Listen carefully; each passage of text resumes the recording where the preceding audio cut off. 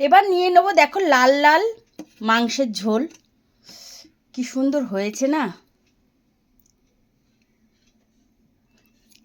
দারুণ লাগছে কিন্তু। ও হো হো হো হো, এই দিয়েই ভাত খাওয়াই যাবে। দেখো ঝোলের কালারটা দেখো, দারুণ এসছে। এবার মাংসটা দিয়ে খাই কেমন হয়েছে।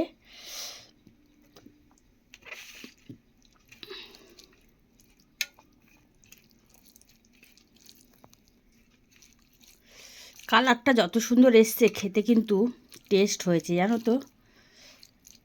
আর মাংসের আলু খেতে আমার ভীষণ ভালো লাগে। দেখো আলুটা দেখো, দারুণ লাগছে। আর মাংসটা দেখো,